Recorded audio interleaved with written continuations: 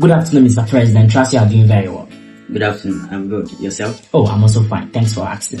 It's a pleasure and an honor to have you here this afternoon with us to interact with you and really show our appreciation to you. Thank you so much. Welcome. Very well. First and foremost, we would want to congratulate you for the job you are doing on behalf of the SRC, for the entire student body. May Jehovah God richly bless you. Amen. Amen. Amen. Amen. Alright, Mr. President, yesterday we received notices of information that the first semester result for the 2023-2024 academic year has been released on various student iCampus. However, concerns have been raised and we want to interact with you concerning those issues. But first and foremost, please, have you been able to check your results? Yes, I've been able to check my results. And just yesterday, I heard of the news from one of the management members, and then I went quickly to check my results. So I've been able to check. Yeah, that's nice. And how did you perform in terms of? I'll say it's good. That's nice. It's not been easy, but it's good. That's nice. That's nice. Combining your leadership role here in your academics here must not be very easy at all, but all the same, we give thanks to God.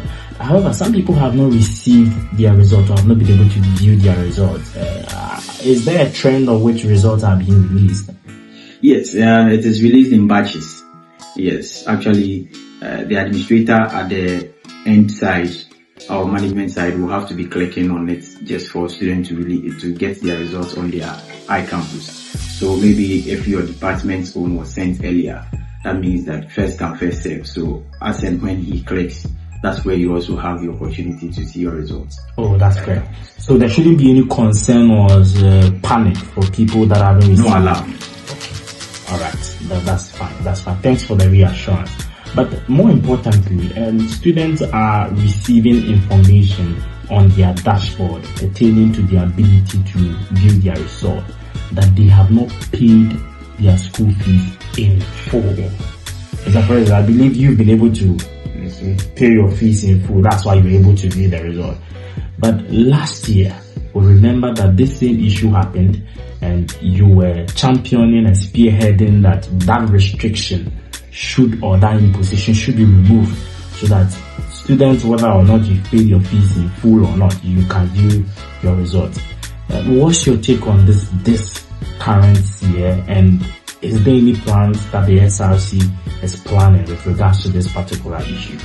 Okay, thank you very much for the question. You have asked so many questions in one. So I would want to take it one after the other. Very well. Yes, I have been able to check. I wasn't prevented from checking as a student, not because I'm the president. One, it's because the structure of our fee paying is 40%, 30 and 30. What that means is that if you enroll as a top-up student, BTech top-up, you are going to have the opportunity to pay 40% for the first semester. The next semester, that second semester, you are going to pay 30%. And then your third semester, you are going to pay another 30% before you register. Okay. So by that approach, you might have paid your fees in full before the results have been released. That is why I have been able to check mine. Oh, that's so good. As it stands now, I've been able to clear my 100% top-up fees. Oh, that's wonderful. So that is to that. Yeah. And again, we have that, it has also come to my notice that students are unable to check their results. Yes, like you said, last year by this time, or somewhere last year, I was championing this for students to get their results being viewed without paying their fees. Yeah. But I want to remind the students of something. Last year was the beginning of an academic year, and your school fees, you are supposed to pay it for a particular academic year. So by that time, you have already paid your academic year fees and you are entering into a new academic year. Okay. So therefore, you shouldn't be prevented from viewing that. Yes, since you have paid the academic year's fees. That's. But in this situation, we are not done with the academic year, and revenues are expected to run the university. We need monies to run the university. Other reasons, payment of lecturers, logistics, and what have you, okay, are needed. So if you want to defer revenue, it will go against the university. So therefore, all revenues must be collected or realized in that particular academic year. So any measures that we put in place to get the revenues before we go to the next academic year is what is being done. So if assuming we are in our second semester, we are done and we are waiting for our results and then we are being prevented, that one, I will have a take to go there and then talk to management and no, because you have paid your fees for an academic year. So therefore your results must. But we don't pay the fees for semester because the 60% does not necessarily warrant you to be registered for a first semester. What it means is that we don't want you to have so much burden to pay 100%. Oh, okay. So just pay 60% so that you'll be relieved of stress, financial stress, so that in the future you can also pay 40%. Oh, okay. I think this is clear and resounding. So if that is the case, what message do you have for students who have not paid their fees in full and have to view their results in case some have reset exams, because registration for reset commences today to Friday. So what is your message for these students? Yes, so that was before you should enter. My vice came to tell me about this same thing, that President, we have to do something this time around. Then I have to draw his attention to something. When we started our administration, we realized that there has been so much pressure on students.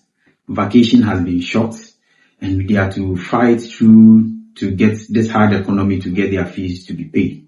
And we fought for extension for vacation and what have you. All these things have come just in the light that they will have monies to come and pay their fees. So it's like, okay, whatever your interest was as SLC, we have granted it. So now we gave them some time, even though we wanted to give them, let's say, 2 weeks, and they ended up giving us 1 month in anticipation that they are going to pay their fees, because that was the bid for lobbying. So therefore now it is now our turn as students to now pay our fees, because they have given us ample time to go and generate money for ourselves. So what I would advise is that as students, it's hard, but we should try as much as possible to get our fees being paid, because we are going to prevent something. Now, the late registration poses a lot of challenge. And now in our second semester, especially the final year students, you will need your certificate on time, your graduation on time, and everything about your completion should be on time. Now, it is your fees that will determine that everybody has registered on time, so that other administrative activities by management can also go forward to CTVET and what have you for approval, so that we can also graduate on time.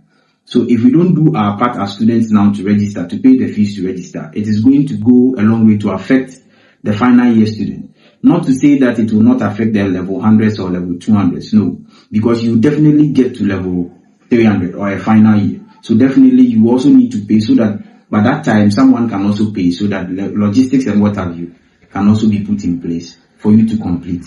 Okay, I think that settles it. Thank you so much for your reassuring words. We really appreciate the highlights and explanation you have given into detail concerning these matters. And I'm sure that the entire student body would be proud, and we hope that they fulfill their necessary obligations. Thank you so much, sir. You're welcome. You're welcome.